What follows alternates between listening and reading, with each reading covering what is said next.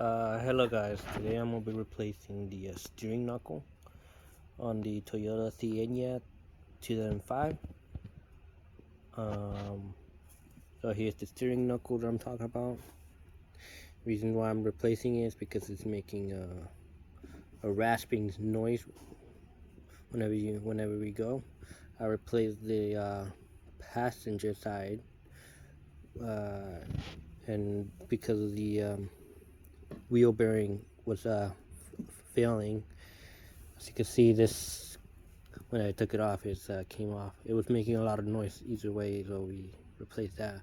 But I noticed on the driver's side, it's still making a rasping noise, which is not as much as this one. This one broken off.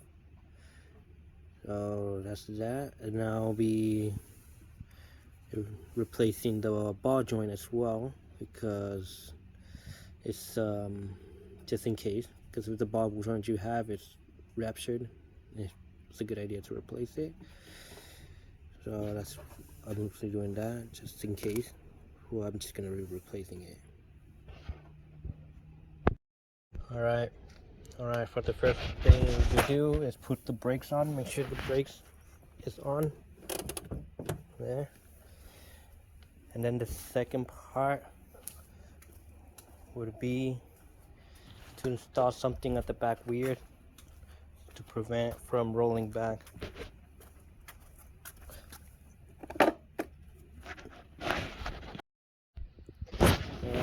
Put the this device here to prevent it from rolling back.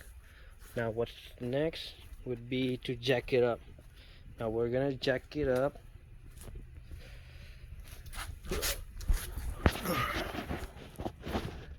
Put it on full. You're gonna jack it up in the middle right here. Should show a hole and a bump here.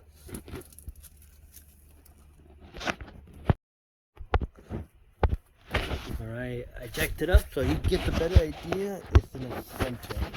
It'll be right there. And then the next part will be to put the jack stand on the rigid. So normally you see rigids here, like a broken piece, and you would be in between there, and secure the pin. You do the same thing on the other side, but make sure it's in the middle of this metal frame, not on that side, not on this side, in between this line. Now since I lowered the jack, the cap, and it's secured on both sides,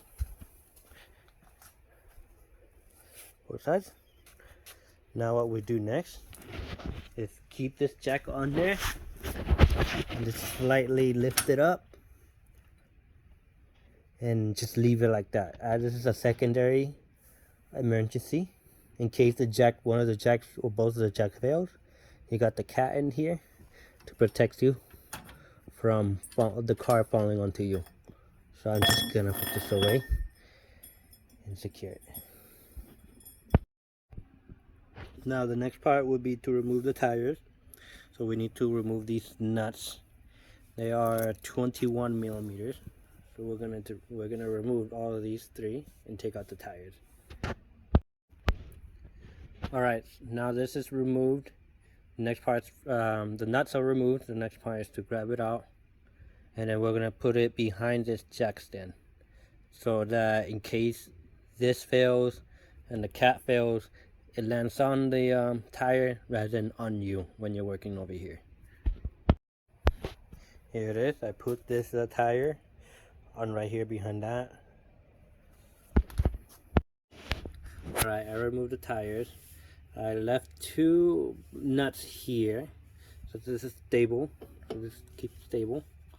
What I'm gonna be doing is removing this nut. It is the size 1/4, 1 of 1/4, to remove this, I have to put a screwdriver here and remove it. I couldn't take it off with this thing. It probably use a red Loctite onto this, so it's very tough. So I'm gonna have to use this ratchet. All right, I managed to remove this. Took a lot of force. For some reason they had it that way. Now we can remove the screw, the Phillip. Now we remove this bolt and this bolt here. I already removed it. It'll be 17 millimeters. And once you remove it, actually before you remove it, remove this one to loosen it, so this one doesn't hang. Now you remove this and put it here or hang it with the bungee cord. Alright, I removed the caliper. It's right there. Be careful with these because these come loose, so make sure you put them or leave them at the same position. Don't get them confused. Now I remove these two to remove this rotor, and the next part was to remove this cable, which is the brake line, the ABS speed sensor. So there's a clip. You pull this out, and there will be a nut here. I believe it's either 12 or 10.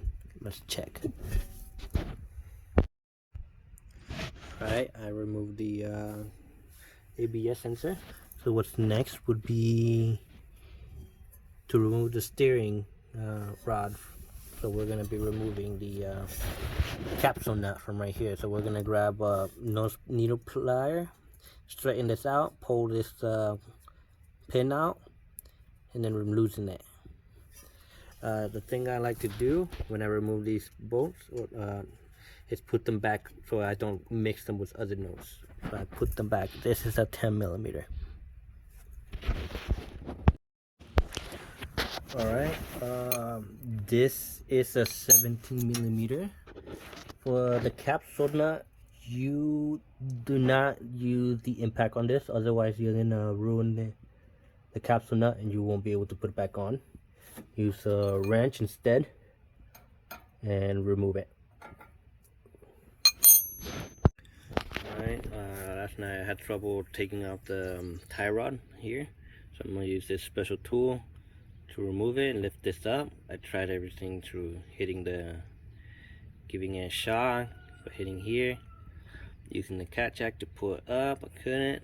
Let's hope this one works, otherwise I'm going to have to cut it and replace the tie rod.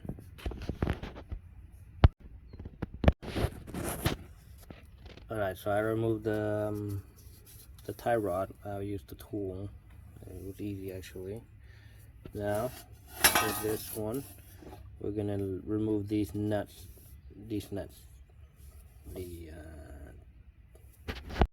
Alright, I removed the tie rod with the tool, the tie rod removal. Now we're gonna remove the nuts here, the 22 millimeters. Yep, 22 millimeters. Alright, I removed these nuts. The thing to know that I noticed is that the tie rod that I was struggling to remove was also bad. I was gonna reuse it, but if it shows like it's loose and easy to rotate, it needs to be replaced because it should be tough and hard to move, but this is not good. So I'm gonna be replacing that lastly. Now the next part, I'll be removing these two. It's foggy. I'll be removing these two nuts, and for this one I'll be removing it lastly. For some reason there's another nut here, so I find it strange, but let's do these two. Alright, so I removed that. Now I'm gonna remove this nut. Okay, I removed those two nuts. Now I could remove these one. Let's take them out of the way, which is 17 millimeters. Okay, Now with that removed, I'm gonna go on the bottom and remove it from the bottom, because this, I believe, is threaded, because that's why I find it weird that there's a nut here. So I'm gonna go do that. Alright, I removed the nut. As you can see, it was threaded, so that's why. Kind of hard to see, but in order to remove it, I had to put this back on so it doesn't fall on me whenever I take it off. Now we could take off this nut and lift this up. I'll pull out the CV axle, so get it out of the way and lift this up and take it out. As you can see, I removed it, and one thing I noticed that the ball joint on this one is also loose, so it's a good thing I got the replacement. So I can show you what I mean. This one has too much play into it, and this one, no, this is really tough to move. Yep. Alright, what I like to do is compare. So make sure the shape is the same, the parts that are in the similar shape. No, same shape, and then put it in. Okay, and I'm putting this. So I torqued these 3 bolts into 94 foot-pound.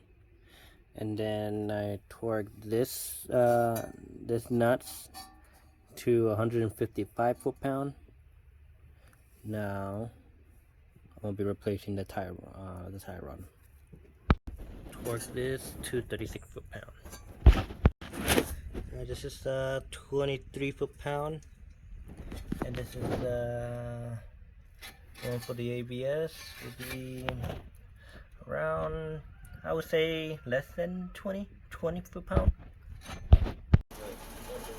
Alright, for the CV axle nut, you're going to tighten it to 217 foot-pound, and for these lug nuts, it's 79 foot-pound.